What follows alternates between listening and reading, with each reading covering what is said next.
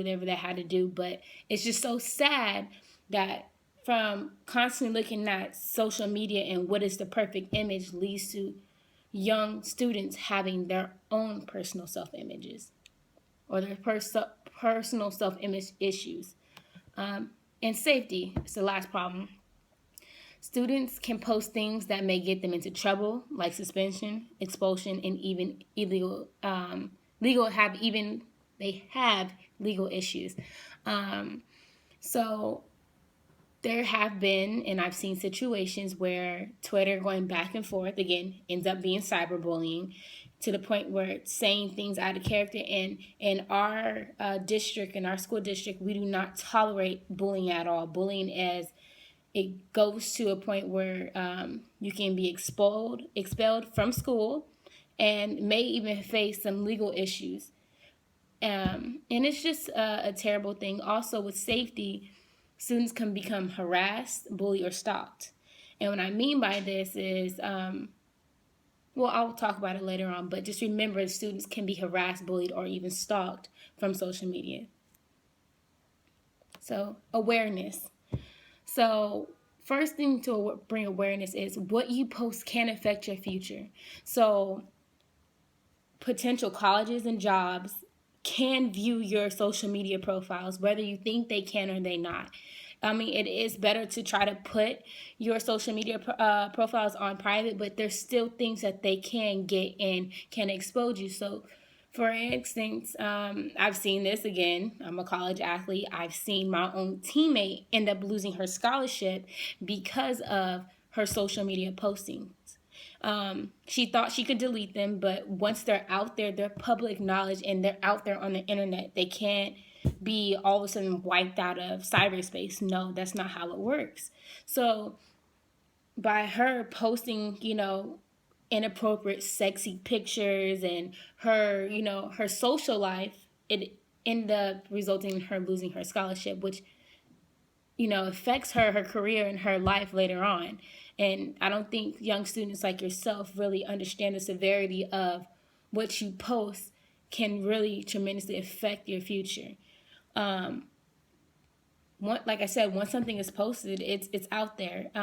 Snapchat, people think, oh my God, she's wrong. Snapchat, it posts and it goes away for 10 seconds. We all know that's not true. Yeah, it may go away, but who's to say one of your followers doesn't screenshot whatever you posted and later on post and put it out there on the internet?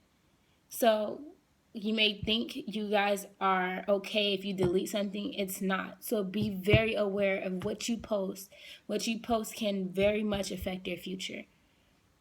Some more awareness, danger of friends and location. So my biggest thing is do not allow anybody to be your friend on Facebook or have somebody follow you on Instagram and Snapchat. I know how you guys think as young students because I used to at myself. The more followers I have, the more friends I have, the more popular, the better I am. And it looks better. I have 1,000 followers too. No, it's not safe at all. By you just allowing anybody to follow you, you're allowing just anybody to be a part of somewhat of your world, but your virtual world. And it can lead to stalking. It can lead to sexual harassment. And my biggest thing is also your location. Do not post your location. I understand if you go on vacation with your family, you're in the Bahamas, you tag, at the top of your picture in the Bahamas, or you're in Paris. Okay, that is okay. But to constantly, especially on Twitter, post exactly where you're at and where you're going, that is very dangerous. No one needs to know that you're going to Chipotle on Main Street. It's unnecessary because, like I said, you may allow anyone to follow you, and you're posting your location, and now you have a grown man who's 35, 36 years old named Steve who's now stalking you and now knows exactly where you're at. And you're just a teen, you're a kid. It's not safe. So do not post your location. And the last awareness is, like we already talked about, is cyberbullying. It leads to terrible outcomes. So how to protect yourself on social media. Manage your image. And what I mean by that is what you put out there and what you display is what the world will see you as. So what do you want your image to be out there in the world? And when you think of things like that, you know what is appropriate to post, what is not appropriate to post, because you're thinking constantly, what do I want to be known as? What do I want to be seen as? Also, like I said, manage your friends who can view your profile and your virtual life. And it's really easy to do this. Even if you want more followers, put your profile on private. Therefore, you can approve of who can and cannot follow you. You get a chance to, okay, let me see who this is. You get to look at their pictures and their profile. No, I don't really like their behavior or their activity or their interests. So no, I'm not going to allow them to follow me. Like I said again, do not publish your location of your posts all the time. It's very dangerous. And another way to protect yourself, and my last one, is watch the language and content that you post. Language and content is very dangerous. I understand you guys are young, you guys are hip, you guys have slang. I know you guys swear. I was one of them.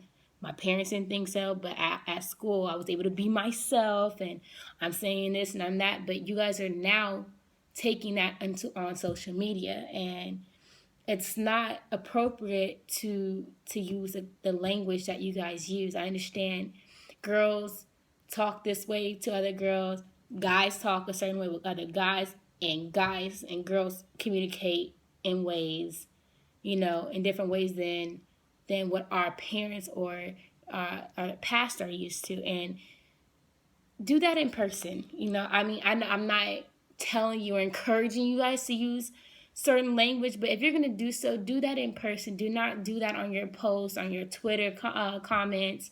And it's unnecessary, because like I said, once it's out there, and that's what people are going to perceive you as, even if that's just you being social with your friends. They may not take that as that. So some reminders: be in control of your posts. You are in control completely of your posts and what you put out there.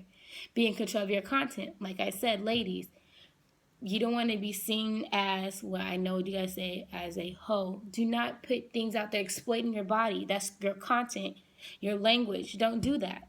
Be in control of your profile and who's able to view your post and your profile, and who are your friends. You have complete control over who can be your friend and who can see your profile. Complete control.